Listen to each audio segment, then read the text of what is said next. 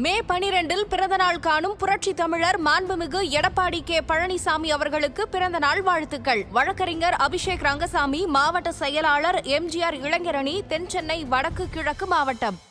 புரட்சி தலைவி அம்மா அவர்களின் நல்லாசியுடன் மே 12 பிறந்தநாள் காணும் புரட்சி தமிழர் எடப்பாடி கே பழனிசாமி பிறந்த நாளில் எல்லையை காக்கும் ராணுவ வீரர்களை வணங்குகிறோம். RS ராஜேஷ், அதிமுக வடசென்னை வடக்கு கிழக்கு மாவட்ட கழக செயலாளர்.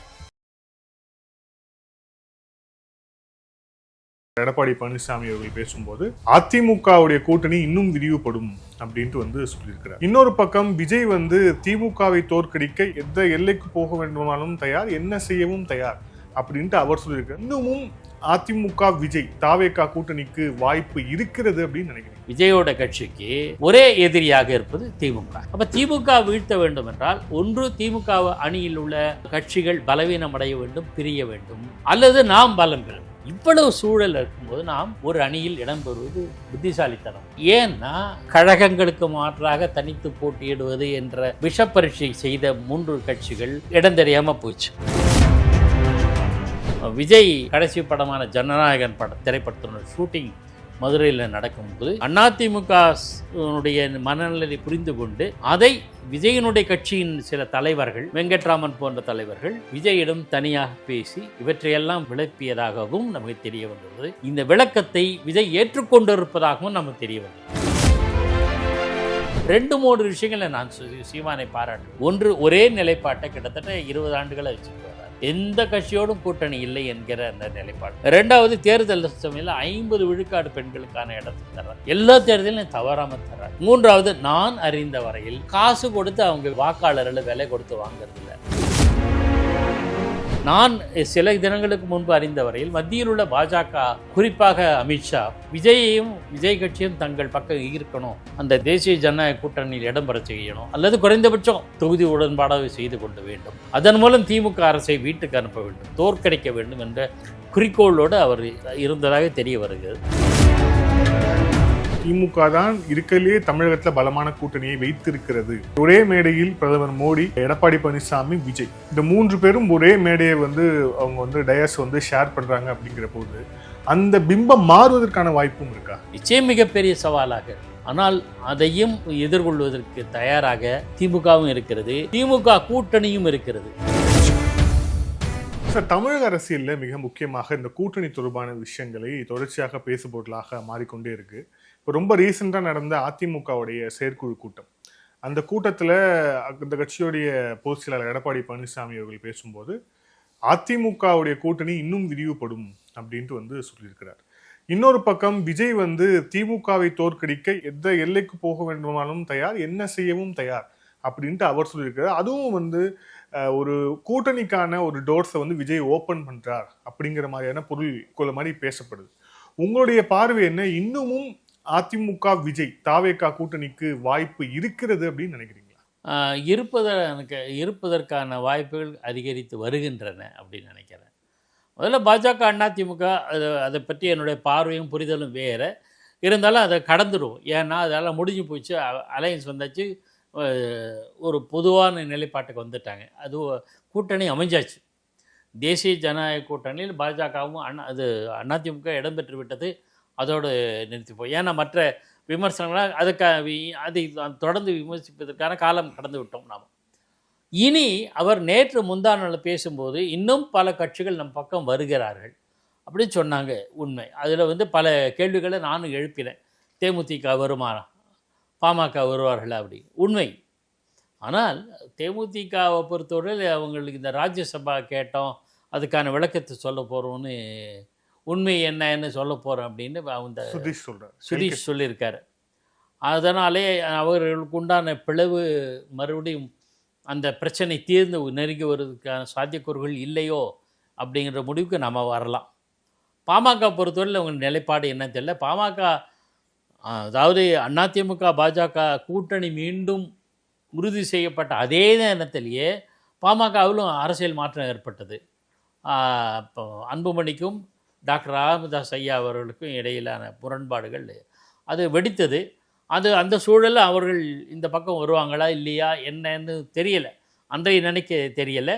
இன்று வரையிலும் அது மாற்றம் எதுவும் தெரியல, எந்த விதமான முன்னேற்றம் இல்லை. அப்போ மீதி இருக்கிற கட்சிகள் அப்படின்னு பார்த்தீங்கன்னா பாஜக கூட்டணி தேசிய ஜனநாயக கூட்டணியில் சீமான் இடம்பெறுவதற்கான சாத்தியக்கூறுகள் இல்லை. என்னை பொறுத்தவரை சீமானுக்கிட்ட இப்போ அரசியல் கருத்துக்கள் எப்படியோ அதை ஓட்டுருவோம், ஆனால் ஒரு கன்சிஸ்டன்சி இருக்குது, தொடர் நிலைப்பாடு, ஒரே நிலைப்பாடு. அது சீமான் கடைப்பிடிக்கிற அந்த போக்கு எனக்கு பிடித்திருக்கு. 2-3 விஷயங்களை நான் சீமானை பாராட்டுவேன். ஒன்று, ஒரே நிலைப்பாட்டை கிட்டத்தட்ட 20 ஆண்டுகளை வச்சுட்டு வர்றாரு, எந்த கட்சியோடும் கூட்டணி இல்லை என்கிற அந்த நிலைப்பாடு. 2வது, தேர்தல் சமயத்தில் 50 விழுக்காடு பெண்களுக்கான இடத்தை தர்றார், எல்லா தேர்தலையும் தவறாமல் தர்றார். 3வது, நான் அறிந்த வரையில் காசு கொடுத்து அவங்க வாக்காளர்களை விலை கொடுத்து வாங்கிறதில்ல, தொடர்ந்து போராடுகிறார். அவருடைய லட்சிய நிலைப்பாடு மற்றெல்லாம் கூட விமர்சனத்துக்கு ஆளும். எல்லா கட்சிகளையுமே ஒவ்வொரு கட்டத்தில் தங்களுடைய நிலைப்பாடுகளை சித்தாந்தங்களை கூட மாற்றிக்கொண்டு வருகிறார்கள் காலச்சூழலுக்கு ஏற்ப. திமுக பிரிவினை கோரிய திமுக மத்திய அரசாங்கத்திலே பல ஆண்டுகள் இடம்பெற்றது. அந்த அளவுக்கு நிலைப்பாடுகள் மாறிக்கிறது. ஆனால் அந்த விவாதத்துக்கு போகலாம். ஆனால் இந்த 3-4 விஷயங்களில் சீமான் தொடர்ச்சியாக அந்த உறுதியாக இருக்கிறார். இவ்வளவு உறுதியாக இருந்தும் ஒரு மாநில கட்சி என்ற அந்தஸ்தை பெற்றிருக்கிறார் தேர்தல் ஆணையத்தில். அதனால் அது ஓட்டணும். அதனால் அவர் அந்த தொடர்ச்சியான நிலைப்பாட்டினால் அவர் தேஜா கூட்டணிக்கு வருவாரா என்பது சாத்தியமில்லை. இவங்களும் அவரை ஏற்றுப்பாங்களான்னு தெரியலை. அதனால் அது இல்லை. மீதி இருக்கிற கட்சினா தமிழ்நாட்டில் தமிழக வெற்றி கழகம் தான். விஜய் கட்சி தொடங்கி ஓராண்டுக்கு மேலே ஆனாலும் கூட அவர் இன்னமும் எந்த தேர்தல் களத்தையும் சந்திக்கவில்லை. ஆனால் சந்திக்க போகிற முதல் தேர்தல் களத்தில் நமக்கு பாதிப்பு வந்துருவு கிடையாது. தோல்வின்ற வார்த்தையை நான் பயன்படுத்தலை. எந்த விதமான பாதிப்பும் வந்துவிடக்கூடாது என்று கவனமாக இருக்கிறார். அதை அவரோட தொடர்ந்து பேச்சுவார்த்தையில் பொதுவெளியில் அவர் பேசுகிற பேச்சுக்களிலேருந்து தெரிஞ்சுக்கலாம். அப்போ உடனடியாக ஒரு குழந்தை நடக்கும்போது கூட ஒரு இதை பிடிச்சிட்டு தான் நடக்கும், அல்லது யாரை தாய் தந்தையோ கையை பிடிச்சி தான் நடக்க வேண்டிய காரணம். அந்த நிலையில் விஜயோட கட்சி இருக்கிறது. ஸோ தனித்து இந்த முறை போட்டியிட்டால் நம்ம எதிர்பார்த்த வெற்றி கிடைக்குமா, நம்ம கனவு நிறைவேறுமா என்பதெல்லாம் தெரியாது. அவரோட கனவு என்ன? நம்ம தலைமையில் ஆட்சி, நம்ம வெற்றி பெற்றால் நம்ம கூட்டணிக்கு பல கட்சிகளை சேர்க்கணும், அவர்களுக்கு அதிகாரங்களை பகிர்ந்தளிப்போம். இதெல்லாம் தான் அவங்களோட கொள்கை. பொது எதிரி யார் இல்லை தீர்மானமாக இருக்காங்க. ஆளும் திராவிட முன்னேற்றக் கழகம், மத்தியில் உள்ள பாஜக. ஆனால் இப்போதைய சூழலில் அவர் மத்தியில் உள்ள பாஜகவை எதிர்த்து பயன் இல்லை. மக்களவை தேர்தல் முடிஞ்சு போச்சு. இனிமேல் தமிழ்நாட்டில் பாஜகவை எதிர்த்து வர வேண்டும் என்ற குறிக்கோள் அவங்களுக்கு இருக்காது. ஏன்னா பாஜக எந்த காலத்தில் தமிழ்நாட்டை ஆளவில்லை, இதுவரையில் ஆளலை. 1. 2வது, தமிழ்நாட்டில் ஒரு மிகப்பெரிய கட்சியாக பாஜக இல்லை, வளர்ந்து வருகிறது, நாளைக்கு அதுவும் வளரக்கூடும், ஆனால் இப்போ இல்லை. அதனால் இன்றைய சூழலில் பாஜகவை சட்டப்பேரவை தேர்தலில் எதிர்க்க வேண்டிய தேவை அதிகம் இருக்காது. அப்போ என்ன, தாவேகா தமிழக வெற்றி கழகம் விஜயோட கட்சிக்கு ஒரே எதிரியாக இருப்பது திமுக. அப்போ திமுக வீழ்த்த வேண்டும் என்றால், ஒன்று திமுக அணியில் உள்ள கட்சிகள் பலவீனமடைய வேண்டும், பிரிய வேண்டும், அல்லது நாம் பலம் பெற வேண்டும். எதிரி பலவீனமாக இருக்கணும், இல்லை நாம் பலமாக இருக்கணும். நம்ம பலமடைகிறதுக்கு என்ன வழி? தனித்து நின்று வெற்றி பெறுமா? இன்னும் நம்ம டெஸ்ட் பண்ணலை. இவ்வளவு சூழல் இருக்கும்போது நாம் ஒரு அணியில் இடம்பெறுவது புத்திசாலித்தனம். ஏன்னா தனித்து போட்டியிட்டு கழகங்களுக்கு மாற்றாக தனித்து போட்டியிடுவது என்ற விஷப்பரீட்சை செய்த 3 கட்சிகள் இடம் தெரியாமல் போச்சு. 1980 உருவான பாமக, 93 உருவான மதிமுக, 2006 உருவான தேமுதிக. இந்த 3 கட்சிகளுமே தனித்து நின்றாங்க. 1996 சட்டப்பேரவை தேர்தலில் பாமகவும் வெற்றி வாய்ப்பு சுத்தமாக அடி, மறுமலர்ச்சி திமுகவும் படுதோல்வி. மக்களவையில் அதிமுகவோட கூட்டணி சேர வேண்டிய நிர்பந்தம் 2 கட்சிக்கும் ஏற்பட்டது 98. அதுக்கு பிறகு சில இடங்களை பெற்றார்கள். அதுக்கு பிறகு தொடர்ந்து ஏதேனும் கழகங்களோடு கூட்டணி சேர்ந்து தான் இடம் பெற்றார். 2006 உருவான தேமுதிக முதல் தேர்தலில் ஒரே ஒரு எம்எல்ஏ தான் கேட்பார், அது விஜயகாந்த் மட்டும்தான். அவங்க தொடர்ந்து அதே நிலைப்பாட்டு இருந்தால் கூட வளர்ச்சி பெற்றிருக்கலாம், என்னவோ தெரியாது. அவங்களுக்கு இடங்கள் தேவை என்ப குறிக்கோளில் 2011 அதிமுக அலையன்ஸ் சேர்ந்தாங்க. கணிசமான எதிர்க்கட்சி தலைவராகவே விஜயகாந்த் வந்தார். அதன் பிறகு என்னாச்சு? இந்த 3 கட்சிகளும் தனித்து, அதாவது வெற்றி வாய்ப்பு பெற முடியலை, தனித்து போட்டி வெற்றி இடங்களை பெற முடியவில்லை. இந்த சூழலில் நாம் தனித்து போட்டிட்டா ஒரு பக்கம் அதிமுக பிஜேபி ஸ்ட்ராங் ஆகிடுச்சு, இன்னொரு பக்கம் திமுக கூட்டணி இந்த எல்லா கட்சிகளும் அப்படியே இருக்குது, எதுவும் அந்த கட்சியிலேருந்து வெளியேறல. ஒருவேளை பாமகவும் தேமுதிகவும் கூட சேருமோ என்கிற ஒரு எண்ணமும் உருவாகி வருகிறது. சூழல் அப்படியெல்லாம் உருவாகிட்டு வருது. அதனால் இன்னும் திமுக கூட்டணி வலுவாகும். இந்த 2 பேரும் வலுவான கூட்டணிகள் இருக்கிற இடத்துல நாம் என்ன வாக்குகளை பெறுவோம்? ஏன்னா நம்ம டெஸ்ட் பண்ணதே இல்லை, நம்ம பலம் என்னன்னு தெரியாது. அதனால் ஏதாவது ஒரு இடத்துல நமக்கு இந்த நேரத்தில் அரசியல் ரீதியாக யார் எதிரியோ அவரை எதிர்க்க வேண்டிய இடத்துல இருக்கானோ. இவ்வளவு கணக்கு, நான் இவ்வளோ நேரம் விரிவாக பேசின ஒரு கணக்கு, அவர்கள் தேசிய ஜனநாயக கூட்டணி அல்லது அதிமுக தலைமையிலான கூட்டணி இடம்பெறுவதற்கான சான்சஸ் இருக்குது. இந்த மனநிலையை இப்போது மெல்ல மெல்ல விஜய் வந்திருக்கிறார். இதுக்கு ஒரு தரவுகள் நமக்கு கிடைச்ச தகவலை நம்ம சொல்லியாகணும். விஜய் கடைசி படமான ஜனநாயகன் திரைப்படத்தினுடைய ஷூட்டிங் மதுரையில் நடக்கும்போது அதிமுகனுடைய மனநிலை புரிந்து கொண்டு அதை விஜயனுடைய கட்சியின் சில தலைவர்கள், வெங்கட்ராமன் போன்ற தலைவர்கள் விஜயிடம் தனியாக பேசி இவற்றையெல்லாம் விளப்பியதாகவும் நமக்கு தெரிய வந்துள்ளது. இந்த விளக்கத்தை விஜய் ஏற்றுக்கொண்டிருப்பதாகவும் நமக்கு தெரிய வந்துள்ளது. எல்லாத்தையும் யதார்த்த களம் இப்போ இருக்கிற சூழ்நிலை நமக்கு ஒரு கணிசமான இடங்கள் வந்தாகணும். இதுதான் நம்ம அரசியல் பிழை எதிர்காலத்துக்கு நமக்கு கை கொடுக்கும், இல்லைன்னா மற்ற கட்சிகள் மாதிரி ஆகக்கூடும். அதனால் இந்த சூழலில் நம்ம இந்த நிலைப்பாட்டை எடுப்பது நமக்கு புத்திசாலித்தனம், அரசியல் ரீதியில் சரியான அணுகுமுறையாக இருக்கும் அப்படின்னு அவர் அந்த மனநிலைக்கு வந்திருப்பதாக தெரிய வருகிறது. நான் சில தினங்களுக்கு முன்பு அறிந்த வரையில் மத்தியில் உள்ள பாஜக, குறிப்பாக அமித்ஷா, விஜய் கட்சியும் தங்கள் பக்கம் இருக்கணும், அந்த தேசிய ஜனநாயக கூட்டணியில் இடம்பெற செய்யணும், அல்லது குறைந்தபட்சம் தொகுதி உடன்பாடாக செய்து கொள்ள வேண்டும், அதன் மூலம் திமுக அரசை வீட்டுக்கு அனுப்ப வேண்டும், தோற்கடிக்க வேண்டும் என்ற குறிக்கோளோடு அவர் இருந்ததாக தெரிய வருகிறது. அப்போது அவர்களுக்கு சூழல் இன்னும் சரியாக அமையலை. இப்போது மெல்ல மெல்ல கனிந்து வருவதாக நமக்கு கிடைச்ச தகவல் தெரியுது.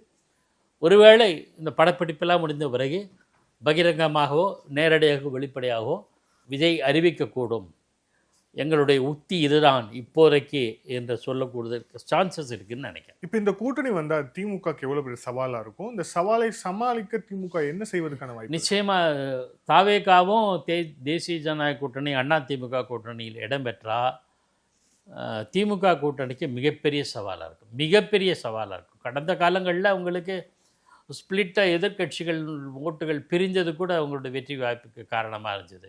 மக்களவை தேர்தலில் ஒரு உதாரணம் சொல்லலாம். ஆனால் இந்த முறை எதிரணியில், அதாவது திமுகவுக்கு கூட்டணிக்கு எதிராக உள்ள அணி பலம் பெற்று வருகிறதுனால அது நம்மளுடைய வெற்றி வாய்ப்பை நிச்சயமாக டிஸ்டர்ப் பண்ணும் அப்படின்னு புரிஞ்சுட்ருக்காங்கன்னு நினைக்கிறேன் நான். அவர் தலைவர் எல்லாமே பதற்றம் அடைஞ்சாங்கன்னு எடப்பாடி சொல்கிறாரு. நான் பெரிய அளவு நான் இல்லாட்டால் கூட நிச்சயமாக பதற்றம் அடைவதற்கான சூழல் திமுகவுக்கு ஏற்பட்டிருக்குது அப்படின்னு நான் புரிஞ்சுக்கிறேன். இது ஒரு பக்கம். இதை எப்படி சமாளிக்க போகிறாருன்னா, இது அவர்களுக்கு ஒரு குரூஷியல் டைம். அநேகமாக நான் அறிந்தவரை, திமுக தரப்பிலிருந்து நான் அறிந்த வரையில் அவங்க ஒரு வாக்கு கூட அதை வேஸ்ட் பண்ண மாட்டாங்க. எல்லாரையும் சென்றடைவது, எல்லா வாக்காளர்களையும் கட்சியினுடைய எல்லா தரப்பினரும் ஏதாவது ஒரு வகையில் தொடர்பு கொண்டு தங்கள் பக்கம் அந்த ஒரு வாக்கு கூட மிஸ் பண்ணக்கூடாது, சிதறாமல் அதுக்கான முனைப்புகள் இப்போ ஆரம்பிச்சிட்டாங்க. ஒரு வருஷம் கழிச்சு தான் தேர்தல். அதுக்கு தான் இப்போ அவங்க தொடர்ந்து முதலமைச்சரும் சரி மற்ற தலைவர்களும் தீவிரமாக செயல்படுகிறார். It will be a tough fight for DMK. Very big challenge, மிகப்பெரிய சவாலாக இருக்கும், கடுமையான போராட்டமாக இருக்கும். அந்த போராட்டத்துக்கு தயாராக அவர்கள் இறங்கி வருகிறார்கள். அது எல்லாமே இந்த தேர்தல் நெருங்க அதற்கான சூழல் எப்படி அமைகிறதுன்னு தெரியும்.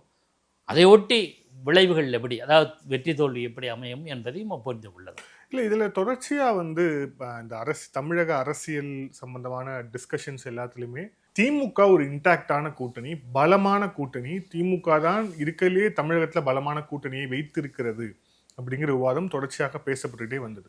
ஒருவேளை இப்போ நம்ம டிஸ்கஸ் பண்ண விஷயம் வந்து ரியாலிட்டிக்கு வந்துச்சு அப்படின்னா, ஒருவேளை ஃபார் எக்ஸாம்பிள் ஒரே மேடையில் பிரதமர் மோடி, எடப்பாடி பழனிசாமி, விஜய் இந்த 3 பேரும் ஒரே மேடையை வந்து அவங்க வந்து டயஸ் வந்து ஷேர் பண்ணுறாங்க அப்படிங்கிற போது அந்த பிம்பம் மாறுவதற்கான வாய்ப்பும் இருக்கா? இல்லை, நான் ஒரு விஷயத்தை நான் உறுதியாக சொல்கிறேன். திராவிட முன்னேற்ற கழக தலைமையிலான கூட்டணி இருக்குல்ல, அது இன்டாக்டாக இருக்குது என்பதில் மாற்று கருத்து இல்லை. ஒன்று, தொடர்ச்சியாக ஒரே கூட்டணியை அவரது மு.க. ஸ்டாலின் தக்க வைத்திருக்கிறார்ல, அதுவும் மாற்று கருத்தே கிடையாது. அது தொடர்ந்து செய்து வருகிறார். ஆனால் நீங்கள் சொல்கிற இந்த பாஜக தலைவர்கள், குறிப்பாக நரேந்திர மோடி, அதிமுக பொதுச் செயலாளர் எடப்பாடி பழனிசாமி, தவிகவினுடைய நிறுவன தலைவர் விஜய், 3 பேரும் ஒன்றா சேர்ந்து ஒரு மேடையில் தோன்றினார்கள்ல, நிச்சயம் மிகப்பெரிய சவாலாக இருக்கும்.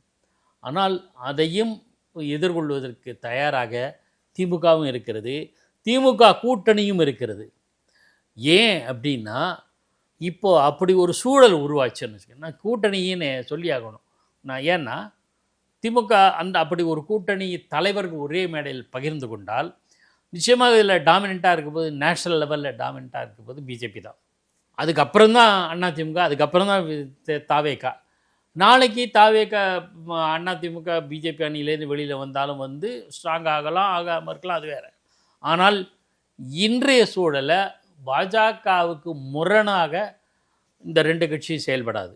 அதிமுகவும் சரி, தாவேகாவும் சரி. இதெல்லாம் இஃப் அண்ட் பட் தான். தாவேகா இந்த கூட்டணிக்கு வந்து இடம்பெற்று விஜயும் நரேந்திர மோடி மேடையை பகிர்ந்து கொண்டார். அப்படி ஒரு சூழல் வந்தார். ஆக இவங்க திமுக கூட்டணி கட்சிகளுக்கு ஒரே டார்கெட் பாஜக. ஐடியாலஜிக்கலாகவும் பொலிட்டிக்கலாகவும் அரசியல் ரீதியாகவும் சித்தாந்த ரீதியாகவும் பாஜக இந்த கூட்டணி கட்சிகள், திமுக தலைமையிலான கூட்டணி கட்சிகளுக்கு எதிர். அதனால் அந்த ஒன்று இவர்களை இணைக்கும். நாளைக்கு வந்து சூழல் மாறி பிஜேபி கம்ப்ளீட்டாக டிஃபீட் ஆகி நேஷனல் லெவலில், நான் நேஷனல் பர்ஸ்பெக்டிவில் பார்க்குறேன், தேசிய பார்வையில் பலவீனம் அடைந்து விட்டால் அப்போ இவங்களாம் ஒன்றா இருப்பாங்களான்னு தெரியாது. இது இயல்பு. ஆனால் இப்போது அவங்க பயம், அவங்க குறிக்கோள், இலக்கு, டார்கெட் எதிராக இருக்கிறது பாஜக தான் கண்ணில் தெரியுது. ஆக அந்த பாஜக இவர்களை ஒற்றுமைப்படுத்தி வைக்கிறது, ஒன்றுபடுத்தி வைக்கிறது, அவ்வளோதான். ஆகையினால தான் இந்த இன்டாக்ட் கூட்டணி இருக்குது. இன்டாக்ட் கூட்டணி இன்டாக்டாக இருக்குதுன்னு எல்லாம் சொல்கிறாங்களே, அதுக்கு இதுதான் மெயின் காரணம்னு நான் நினைக்கிறேன். நன்றி சார். பல்வேறு கேள்விகள். Thank you sir. Thank you so much. Aadhan தொலைக்காட்சிக்கு நெஞ்சார்ந்த நன்றி. Thank you sir.